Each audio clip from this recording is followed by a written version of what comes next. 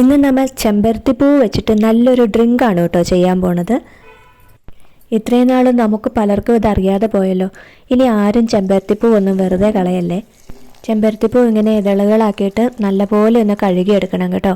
പ്രത്യേകിച്ച് പൊടിയൊക്കെ അടിച്ച് വഴി സൈഡിലൊക്കെ നിൽക്കുന്ന ചെമ്പരത്തിപ്പൂ ആണെങ്കിൽ 3-4 വട്ടം കഴുകിയെടുക്കണം നന്നായിട്ട്. ഞാനിവിടെ ഏകദേശം ഒരു 10 പൂവാണ് കേട്ടോ എടുത്തിരുന്നത്. അതിന് വേണ്ടിയിട്ട് ഞാൻ 2 ഗ്ലാസ് വെള്ളം തിളയ്ക്കാൻ വെച്ചിരുന്നു. അതിലേക്ക് നമ്മളിത് ഇട്ട് കൊടുക്കുവാണേ. ഇത് നമ്മൾ ഇട്ട് കൊടുക്കുമ്പോൾ തന്നെ പൂവിൻ്റെ കളർ നന്നായിട്ട് ചേഞ്ച് ആവും. ഇതളുകളെല്ലാം നല്ല വെള്ള കളറായി വരുന്നുണ്ട്. അതിൻ്റെ എല്ലാ സത്തും ഒന്ന് വെള്ളത്തിലേക്ക് ഇറങ്ങാൻ വേണ്ടി ഏകദേശം ഒരു 3 മിനിറ്റ് വെച്ചിരുന്നാൽ മതി കേട്ടോ. എന്നിട്ട് നമുക്കിത് നന്നായിട്ടൊന്ന് ആറാൻ വേണ്ടി മാറ്റി വെക്കാം. ഇനി നമുക്ക് വേണ്ടത് നാരങ്ങാനീരാണ്. ഒരു നാരങ്ങയുടെ മുഴുവൻ നീരും ഞാൻ എടുത്തിട്ടുണ്ട്. പിന്നെ ചെറിയൊരു കഷ്ണം ഇഞ്ചി ചതച്ചെടുത്തിട്ടുണ്ട്. നമ്മുടെ ചെമ്പരത്തി വെള്ളം തണുത്ത് കഴിയുമ്പോഴത്തേനും ഈ ചതച്ച് വെച്ചിരിക്കുന്ന ഇഞ്ചിയും നാരങ്ങാനീരും കൂടി നമുക്കതിലേക്ക് ചേർത്ത് കൊടുക്കാവേ.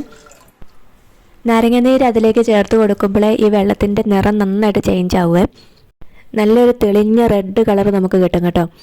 ഈ പെരും ചൂടത്ത് ശരീരവും മനസ്സും ഒരുപോലെ കൂളാകാൻ ഈ ഒരു ഡ്രിങ്ക് മതി കേട്ടോ. ഇത് നമുക്കൊരു അരിപ്പ വെച്ചിട്ട് അരിച്ചെടുക്കാവേ. ചെമ്പരത്തിപ്പൂവൊക്കെ വീട്ടിലുള്ളവർ തീർച്ചയായിട്ടും ട്രൈ ചെയ്ത് നോക്കണം ഈ ഒരു ഡ്രിങ്ക്.